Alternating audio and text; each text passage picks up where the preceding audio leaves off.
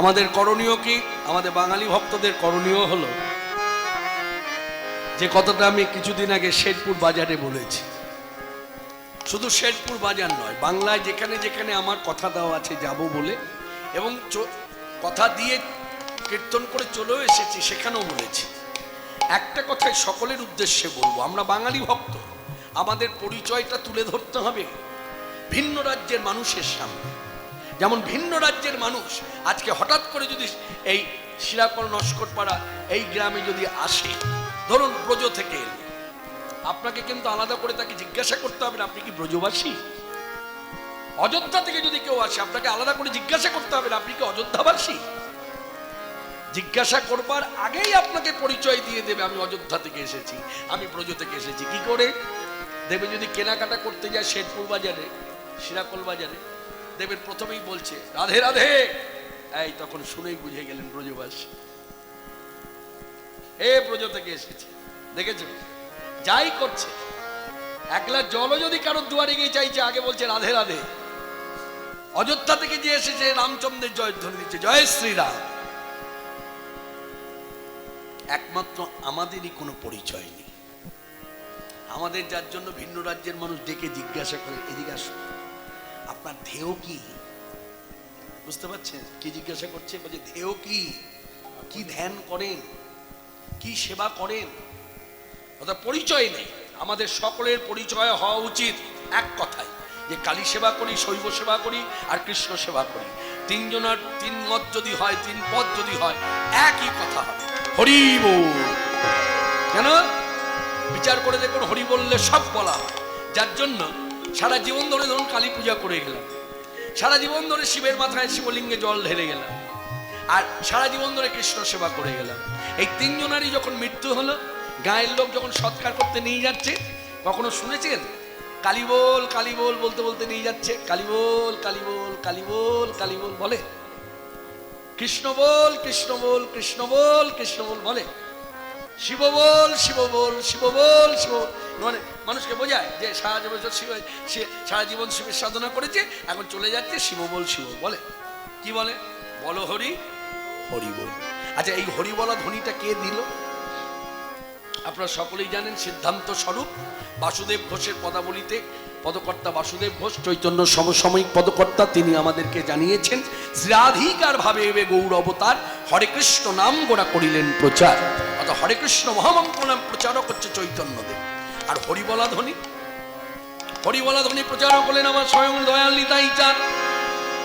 তিনি দেখলেন তিনি আরো দয়াল, আরো উদারতা, ব্রাহ্মণ সন্তান। তো এই জায়গাটা একটু কথাটা বলা দরকার আমার, বলি বলি এখন একটা সময় এসেছে ব্রাহ্মণের নিন্দা চর্চা করলে মানুষ খুব তারিফ করে। ঠিক বলেছে, ঠিক দিয়েছে। এই যে বলছেন না, এই বলাটা কি জানেন? একটু প্রকারান্ত ভাবুন তো, ঘুরিয়ে ভাবুন তো, ব্রাহ্মণের নিন্দা চর্চা করলে আমার নিতাই গৌর তো ব্রাহ্মণ সন্তান, তাহলে কি দাঁড়ালো? মনে রাখবেন কথাটাকে নোটেশন করে নিন। আমরা যে কুলেই ধরে আসি না কেন, জন্মাই না কেন, আমাদের হিন্দুদের মধ্যে যত জাতি আছে সকল জাতির গুরু হচ্ছে ব্রাহ্মণ। ব্রাহ্মণকে অমর্যাদা করে আপনি ভক্তির পথে কখনোই উন্নতি করতে পারবেন না, ব্রাহ্মণের নিন্দা চর্চা করে পারবেন না, হবে না। একটা সুন্দর কথা মনে পড়ে গেল, সবাই শুনুন।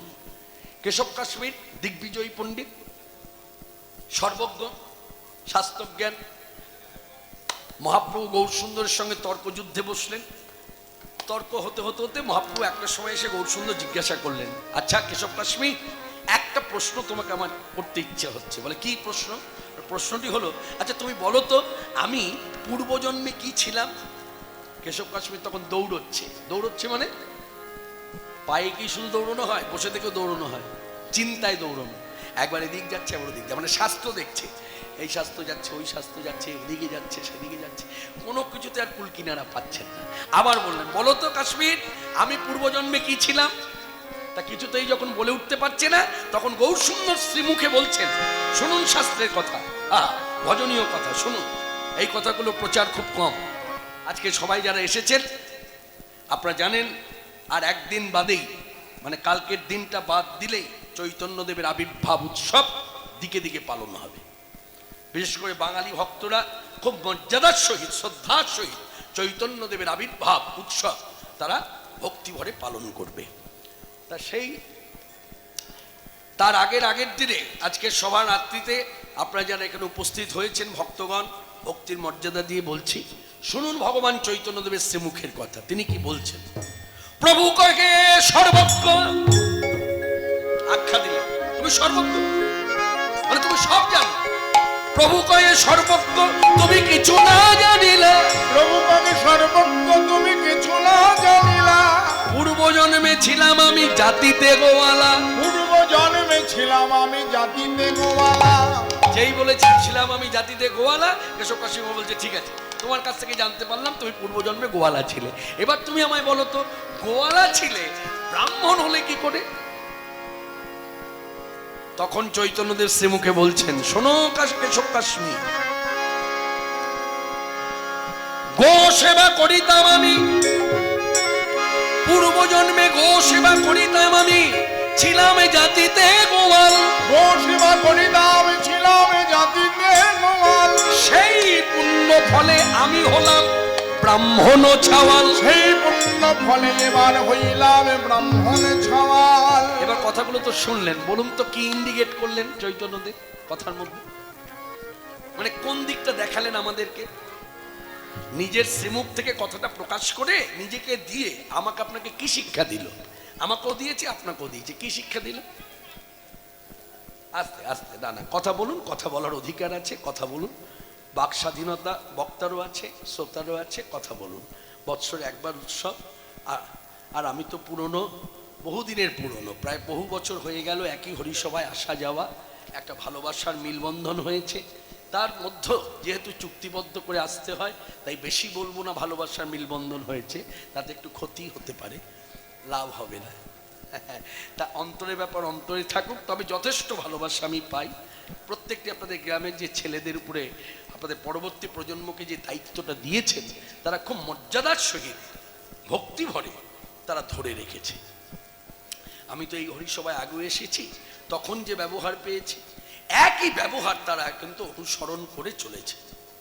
যেমন এই যে বসে আছে, আমার বাড়িতে গিয়েছিল, মায়ের সাথে কথা বলেছে, আজকেও সেই কথা বললো যে আপনার বাড়িতে গিয়েছিলাম, এমন সময় গিয়েছিলাম প্রায় বোধহয় বৈশাখ জ্যৈষ্ঠ মাস, হ্যাঁ, প্রখর রবির তাপ, তখন আপনার মা এই আলম, যে আমার মা আমাদের দেখলেও বুঝতে পারবে না, আমার মা খুব ভালো মানুষ, খুব ভালো মনের মানুষ।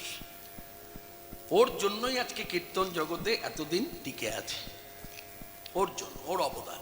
বাবা চলে গেল ছোটবেলায়, কিছুই বুঝতাম না।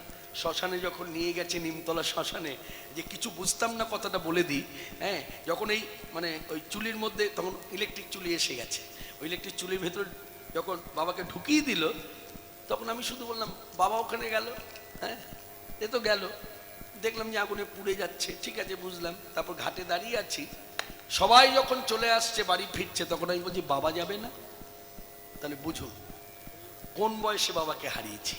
তা বাবা হারাবার পরেও বাবা শুধু মাকে বলে গেছিল, আমি তিনজনাকে কীর্তনের শিক্ষা দিয়ে গেলাম, এটাকে ধরে রেখো।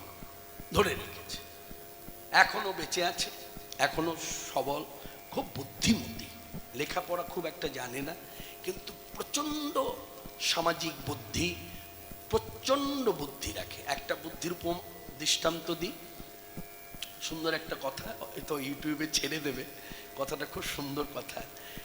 আমরা তো মানে দেখুন, বৈশাখ জ্যৈষ্ঠ মাস, যে দুটো মাস, আমি শুধু না, বাংলার বুকে যারা কীর্তন করে তারা কেউ ঘরে থাকে না, শুধু আমি না, সবাই তখন বাড়ির বাইরে। তা বাড়ির বাইরে থাকা মানে কি? তাহলে ঘরে যারা থাকলো তার 5 জনের মধ্যে 4 জন সরে গেল, 1 জন রইল, বা 3 জন সরে গেল, 2 জন রইল, সংখ্যা কমে গেল, বলও কমে গেল। তা মা একদিন বাজারে গেছে, এক ভদ্রলোক তাকে জিজ্ঞাসা করেছে, হ্যাঁ গো তোমার ছেলেরা কি এখনো ফেরেনি? তা মা ওখানে দাঁড়িয়ে ডাহা মিথ্যে কথাটা বলে দিল, না না, এই তো আজকে বিকেল বেলায় ঢুকবে। তা আমি যখন এলাম তখন ঘটনাটা জানতে পেরে বললাম, আচ্ছা তুমি তাকে মিথ্যে কথাটা বললে কেন? বলে দেখ, যে বলেছে সে তো সাদা মনে কাদা নাই, আমার কাছে জিজ্ঞাসা করেছে ছেলেরা কখন ফিরবে। হ্যাঁ, সে তাকে তো না হয় আমি সত্য কথাটা বলে দিলাম যে এই তো আর 2 মাস বাদে ফিরবে। এখন ওই বাজারের মধ্যে কত লোক রয়েছে, কার মন কেমন, এই প্রতিদিন আমাকে দেখবে দেখবে দেখবে, দেখতে দেখতে দেখতে দেখতে যা হওয়ার তা হয়ে যাবে। বলো তুমি এত বুদ্ধি রাখো? বলে হ্যাঁ।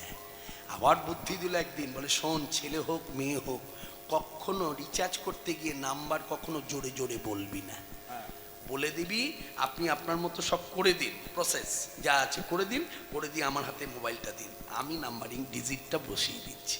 আমি কেন? বলে নাম্বার বললে নাম্বার শুনে নিল, গন্ডগোল হবে। কি বুদ্ধি ধরে!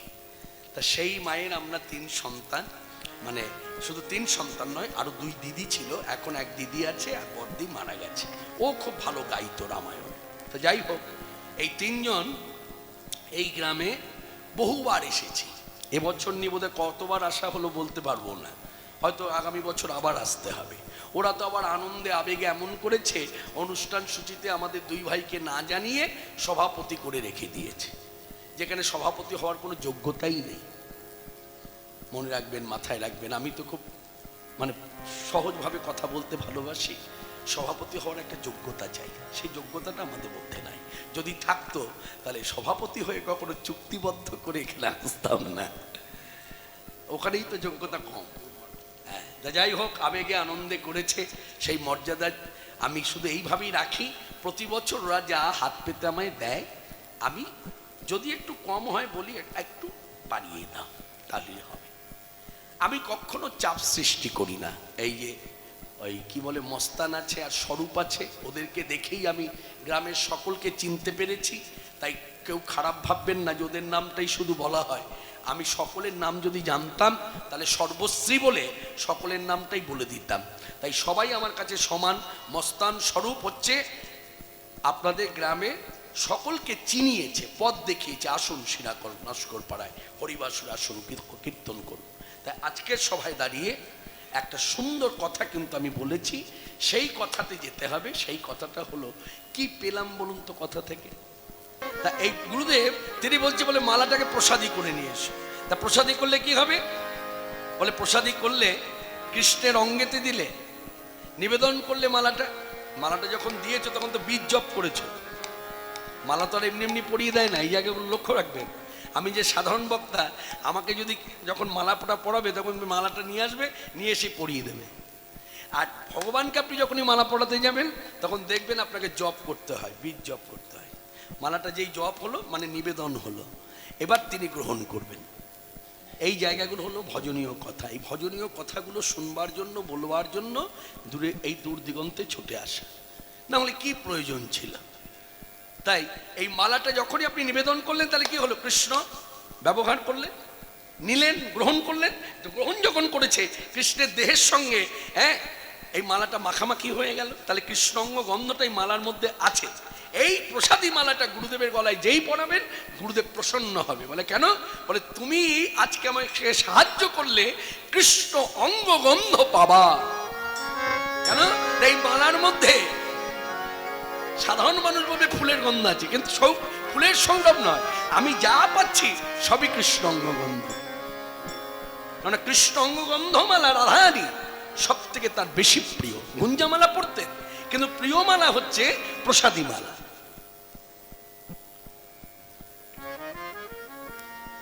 তা এই ভগবান চৈতন্যদেব পরবর্তীকালে এই শিক্ষাগুলো দিয়েছেন বলে আমি তো মূর্খ, হয়তো আমার লেখাপড়া আছে, ওই লেখাপড়া দিয়ে তো এই জগতে হবে না। ভক্তিরাজ্যে আমি মূর্খ, মানে আমার অনুভূতির অভাব। আমার লেখাপড়া আছে, আমার ডিগ্রি আছে, কিন্তু আমার অনুভূতি, উপলব্ধি কম। উপলব্ধির অভাবের জন্য কি হয়েছে, আমি ভাবলাম চৈতন্যদেব যখন কৃষ্ণ নাম করছে, চৈতন্যদেব যখন নিজে কৃষ্ণকে ভক্তি করছে, চৈতন্যদেব যখন কৃষ্ণ ধ্যান করছে, চৈতন্যদেব যখন কৃষ্ণ বলে ধুলায় গড়াগড়ি দিচ্ছে, তাহলে চৈতন্যদেব তো কৃষ্ণ নয়।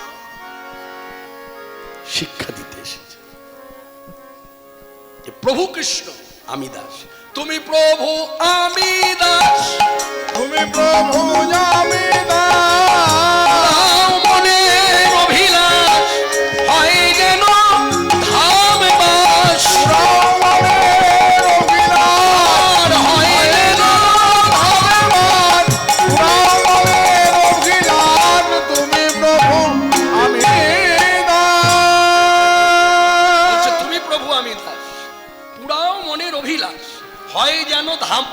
ধাম মানে সে বৃন্দাবন হতে পারে, ধাম মানে নবদ্বীপ ধামও হতে পারে, ধাম মানে নীলাচল ধামও হতে পারে।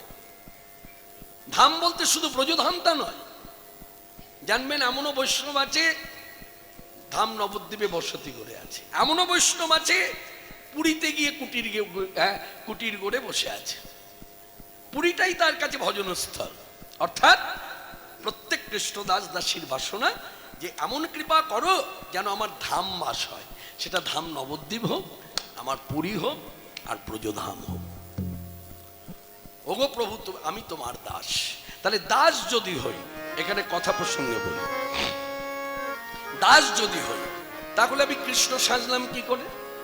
হয়তো আপনি বলবেন যে কৃষ্ণদা আপনার কীর্তন কিন্তু আমি অনেক ছোটবেলা থেকে শুনছি, অনেক ছোটবেলা, মানে ধরুন ওই পালবাড়িতে যখন আসতেন তখন আপনার বয়স কত, 12-13 বছর?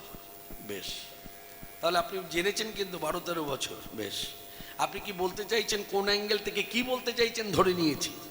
তখন দেখেছেন আমার মাথায় হয়তো কেউ চূড়া পরিয়ে দিয়েছে, তখন হয়তো দেখেছেন আমি বাসি হাতে দাঁড়িয়েছি, তাই তো? এই জন্য তো বলছেন। তাহলে আপনি সেই ব্যক্তি এই বয়সে এসে এখন এই কথাগুলো বলছেন, কিরকম দুরকম হয়ে গেল না? তাহলে সমাধান করে দিই। কুমারী পূজা যখন হয় একটা বয়স নির্ধারণ করা থাকে, বলছে হ্যাঁ, ঠিক তদ্রূপ কৃষ্ণ সাজারও একটা বয়স আছে, যে বয়সটা অতিক্রম হয়ে যাবার পর আর কৃষ্ণ সাজা যায় না, সাজলে দোষ।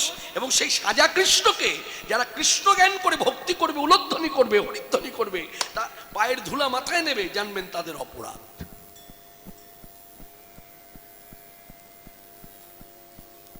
কৃষ্ণ সাজারও একটা বয়স আছে। যেমন আমি বহুবার সবাই দাঁড়িয়ে বলেছি, হ্যাঁ, একমাত্র এটা পশ্চিম বাংলাতেই সম্ভব যে কৃষ্ণ সেজে কৃষ্ণ কথা বলা, আর আমরা মর্যাদা দিই।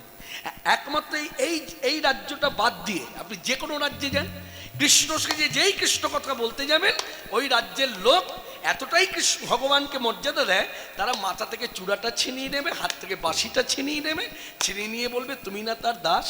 তুমি তো কিছুক্ষণ আগে আসরে দাঁড়িয়ে শ্রোতাবর্গের উদ্দেশ্যে বললে তুমি প্রভু আমি দাস। তাহলে তুমি, সে যদি প্রভু হয়, তা তুমি যদি দাস হও, তুমি প্রভু সাজলে কি করে?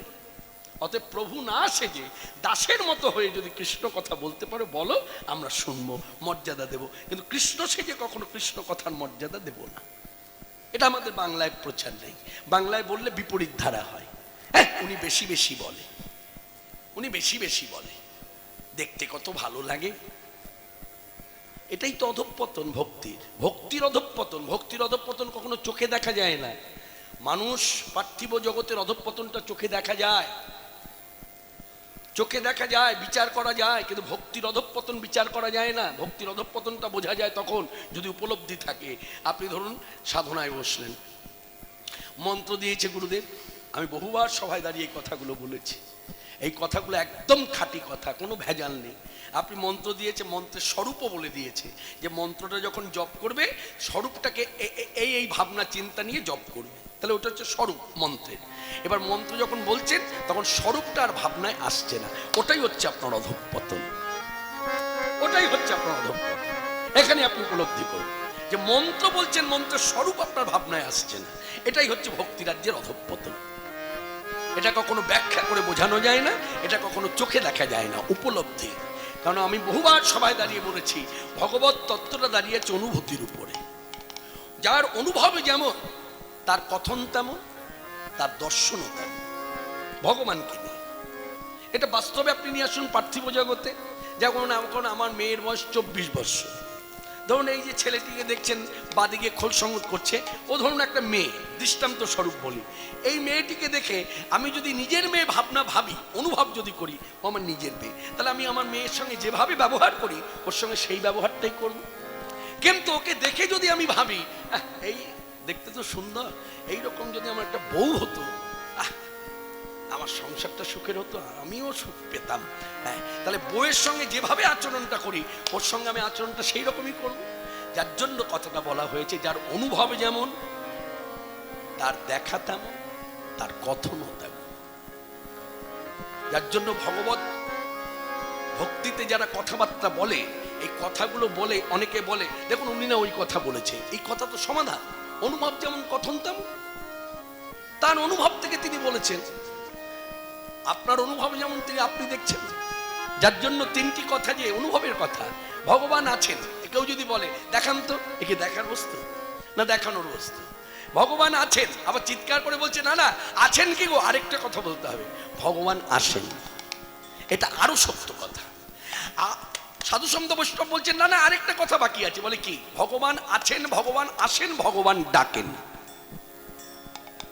যেমন নিতাই গৌর দুই ভাই এলেন, সকলে দেখলেন ভগবান এসেছেন, এলেন দুয়ারে এলেন, ডাকলেন, ডেকে ডেকে যেতে সেধে অনর্পিত চরিং চিরাত করুণায় অবতীর্ণ কল সমর্পয়ুতমুন্নত উজ্জ্বল রসাং স্বভক্তি শ্রিয়ম হরিপুরট সুন্দর দুটি কদম্ব সন্দীপিত সদা হৃদয় স্কন্দরে স্ফুরত বাহ সচিনন্দন। দাঁড়ে দাঁড়ে ঘুরে ঘুরে নাম দানে প্রেম দানে জগৎ মাতানো এ তিন ভুবন আনন্দে ভরিল উঠিল মঙ্গল সুর। এ তিন ভুবন আনন্দে ভরিল উঠিল মঙ্গল সুর। প্রেমানন্দে এমন গৌরাঙ্গে রতি না জনমিল প্রেমানন্দে এমন গৌরাঙ্গে রতি না জনমিল। প্রেমানন্দে এমন গৌরাঙ্গে বলছে এই ভগবানের প্রতি আমার রতি মানে ভালোবাসা জন্মালো না। এই ভগবানের গুণের কথা আমি বলছি না, এই ভগবানের রূপের কথা আমি বলছি না, মাধুর্যের কথা আলোচনা করছি না, এই ভগবানের গুণকীর্তন আমি শুনছি না, এই ভগবানের ভজনও করছি না। আজকে বাংলার মাটিতে বাঙালি ভক্ত হয়ে চিন্তা করুন না, এমন একজন ব্যক্তি দেখান তো ঘরে ঘরে সব গৌর ভজন করে নাই, নিতাই চাঁদের ভজন নাই, ঘরে ঘরে রাধা কৃষ্ণ যুগল ভজন। তা দিলকে দিয়েছেন কিন্তু নিতাই গৌর দুই ভাই, পেলেন কোথায়? আমি তো বহুবার সভায় দাঁড়িয়ে বলেছি, কথাগুলো যে খাঁটি এই তো তার প্রমাণ। আজ পর্যন্ত একটা মানুষ বলেছে যে আপনার কথা ভুল। দক্ষিণ দেশের ঠাকুর রাধাকৃষ্ণ যুগল, কত উচ্চ স্তরে ভক্তি থাকলে তবে যুগল সেবা করা যায়, সেই যুগল সেবা নিতাই গৌর দুই ভাই পরামর্শ করে আমাদের ঘরে ঘরে দিলেন। কিন্তু আমরা কি করলাম? আমরা এতই অভাগা, আমরা নিতাই গৌর ভজন করি না। ভজতে হলে নিতাই গৌর ভজন করতে হবে, বলতে গেলে নিতাই গৌরের গুণাবলী বলতে হবে, রূপের কথা বলতে হবে, মাধুর্যের কথা বলতে হবে। না হলে এই বাঙালি ভক্তদের ভক্তির দুর্দশা দেখেই তো পদকর্তা পদ লিখেছে। এই পদ তো কোনো অবাঙালির জন্য লেখেনি, এ তো গুজরাটিদের শিক্ষা দেওয়ার জন্য লেখেনি, এ হায়দ্রাবাদের লোকের জন্য লেখেনি, হরিয়ানার লোকের জন্য লেখেনি, মুম্বাইবাসীর জন্য লেখেনি, লিখেছে শুধু বাঙালি ভক্তদের জন্য। কেন না বাঙালি ভক্তদের দেখেছে এরা গৌর ভজন না করে, গৌর কথা না বলে এরা কি করে, এরা রাধা কৃষ্ণ যুগল ভজন করছে। যার জন্য পদকর্তা লোচন দাস ঠাকুর বলেছেন অবতারে সার গৌর অবতার কেন না চিনিলে তারে। অবতার আমার প্রভু অবতার কেন না চিনিলি তাদের। কদিনের বাস গেল না তিয়াস আপন কর্ম ফেরে। কদিনের বাস গেল না তিয়াস আপন কর্ম ফেরে। আপনারা জানেন কোনো ব্যক্তি যদি তৃষ্ণার্ত হয়, পিপাসার্ত হয়, নিশ্চয়ই সে সমুদ্রের ধারে যাবে না। সে জানে সমুদ্রের জল পান করে তৃষ্ণা মিটবে না, সে মিষ্টি জলের আশায় জলাশয়ের ধারে আসবে। তা এমন ব্যক্তি আমি জলাশয়ের ধারে এলাম, বসলাম, অথচ আমি চিৎকার করে গ্রামবাসীকে বলছি আমার তৃষ্ণা পিপাসা মিটলো না, তাহলে দুর্ভাগ্য আমার। ঠিক তদ্রুপ এটা উপমা স্বরূপ লেখা। গৌর দেশে জন্মেছেন, গৌর দেশে স্থিতি মানে কর্ম করে খাচ্ছেন, অথচ আপনার গৌর ভজন নাই, গৌর কথা নাই, গৌর বিগ্রহ দর্শন নাই, গৌর কথা প্রচার নাই। কদিনের বাস গেল না তিজাস আপন কর্ম ফেরে। ওই কদিনের বাস গেল না তিয়াস আপন কর্ম ফেরে। কল্পতরুকের তরু সদাই সেবিলি অমৃত ফলে রয়াসে কণ্টকের তনু সদাই সেবিলি অমৃত ফলের আসে প্রেম কল্পতরু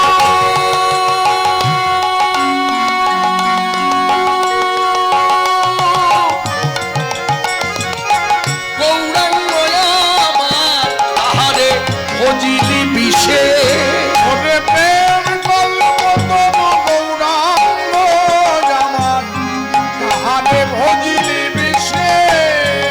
এখানে একটু কথা আছে, কথাটা উপলব্ধি করুন, অনুভব করুন, না করলে মিলবে না। ঠাকুর রামকৃষ্ণদেব কল্পতরু হয়েছিলেন, সকলেরই জানে। আমরা কল্পতরু কথার অর্থটাও সকলেই জানি। কল্পতরুর কাছে গিয়ে যে যা চায় সে তা পায়, তাই না? যে যা চায়, যার যেমন কামনা বাসনা করলেই পাবে। কিন্তু আমার গৌর সুন্দর কল্পতরু আখ্যাটা কি দিয়েছে বৈষ্ণব পদকর্তা? আখ্যা দিয়েছে প্রেম কল্পতরু। অর্থাৎ এখানে অনুভব করতে হবে, গৌর সুন্দরের কাছে এসে যদি কেউ বলে আমার সংসারে সুখ নাই, শান্তি নাই, তুমি কৃপা করো, সুখ শান্তি ফিরিয়ে দাও, পাবে না। কল্পতরু চাইলেই পাবে, কিন্তু চাইলেও পাবে না। কেন পাবে না? আখ্যাটা দিয়েছে প্রেম কল্পতরু। গৌর সুন্দরের কাছে এসে চাইতে হবে আমার কৃষ্ণ প্রেম ভক্তি নাই, এই তখন কৃপা করে দান করবে, যার জন্য দিয়েছে প্রেম কল্পতরু গৌরাঙ্গ আমার তাহারে ভজিলি বিষে। তোমার যদি কৃষ্ণ প্রেমের অভাব হয়, তুমি কৃষ্ণ প্রেম চাইতে পারো, কিন্তু তোমার সংসারে অন্য কিছুর অভাবে নিয়ে যদি গৌর সুন্দরের কাছে এসে ভক্তি করে বলো আমায় ফিরিয়ে দাও, আমায় কৃপা করো, হবে না। জায়গার জিনিস জায়গায় বলতে হবে। ঠিক তেমনি একইভাবে আমি এই কথা বলে থাকি, আজও সেই কথাই বলবো। রাধাকৃষ্ণ যুগল এখানে প্রণাম করে যদি কেউ বলে আমার সংসারে শান্তি নাই, হবে? আপনি জায়গার জিনিস তো জায়গায় বলছেন না, কারণ এরা তো স্বামী স্ত্রী নয়। এরা যদি এক ছাদের নিচে থেকে স্বামী স্ত্রী হয়ে সংসার করতো তো সংসারের জ্বালাটা এরা বুঝতো, তো সাধারণ জ্ঞান। আপনি জায়গার জিনিস জায়গায় বলুন, আপনাকে তো জায়গা করে দিয়েছে, বলে আমাদের কাছে নয়, বলে কাদের কাছে যাবো? লক্ষ্মীনারায়ণ যুগলের কাছে যাও, যারা এক ছাদের নিচে থেকে সংসার করছে তাদের কাছে গিয়ে বলো যে আমার সংসারে শান্তি নাই, সুখ নাই, স্বামী স্ত্রীর মধ্যে মিল নাই, দেখবে কৃপা হবে। জায়গার জিনিস জায়গায় বলতে হবে, বুঝতে হবে। কল্পতরু মানে যা চাইবো তাই পাবো তা নয়, যার জন্য বৈষ্ণব পদকর্তা ইন্ডিকেট করেছেন প্রেম কল্পতরু গৌরাঙ্গ আমার তাহারে ভজিলি বিষে। সৌরভের আসে পলাশ শুকিলি নাসায় পশিল কীট। তোরে সৌরভের আসে পলাশ শুকিলি নাসায় পশিল কীট। ক্ষুদণ্ড বলি কাষ্ঠ চুষিলি কেমনে লাগিবে মিঠ। ক্ষুদণ্ড বলি কাষ্ঠ চুষিলি কেমনে লাগিবে মিঠ। হাড় বলিয়া গলায় পড়িলি সমন কিঙ্কর সাপে। আর বলিয়া গলায় পড়িলি সামন কিঙ্কর সাপে। শীতল বলিয়া অনল পহালি পাইলি বড় জোতাপে। শীতল বলিয়া অনল পোহাইলি পাইলি বড় জোতাপে। সংসার ভজিলি গোড়া না ভজিরা না শুনিলি মোর কথা। তুই সংসার ভজিলি গোড়া না ভজিয়া না শুনিলি মোর কথা। ইহ মরকাল ঠাকুর নরহরি, তার দীক্ষা গুরু লোচন দাস ঠাকুর, তার শিষ্য হলো নরহরি ঠাকুর। গুরুদেব শিক্ষা দিয়েছে জগজ্জীবকে পদ রচনা করে, শিষ্য সেবক সেও শিক্ষা দিয়েছে চৈতন্য তত্ত্ব জানাবার জন্য, যে চৈতন্য তত্ত্ব জানুন, চৈতন্যকে ভালো করে চিনুন, তবে আপনার রাধা কৃষ্ণ যুগল সেবায় মাধুর্য সদল হবে, তাহলে হবে না, হতে পারে না। ইহ তুকুল খোয়ালি ওরে যে হমর জন মাথা আজ লীলোচন মাথা ও তোরে কুল কুল দুকুল গেল তোরে কালো কুলে গেল কোনো কুলে ঠাই হলো না এবারে ঠাই হোক গৌর বলে কোলো কুলে তোরে খাই বলো এবার ঠাই হোক গৌর কুলে কুলে আজ হলো না যে কোলো কুলে দুপুর গেল বড় কাল দুপুর কমাই খাই লীলোচন মাথা আজ লীলোচন মাথা যাদের দেওয়া নামদানে প্রেমদানে জগৎ ভাসলো জগৎ মাতল একটু ভাবুন বেশিক্ষণ না একটু ভাবুন কেউ না কেউ বলতে পারবেন ভাবলেই বলতে পারবেন ভাবুন আরেকবার ধরিয়ে দিই গো সেবা করিতাম আমি ছিলাম জাতিতে গোয়াল সেই পুণ্য ফলে হলাম আমি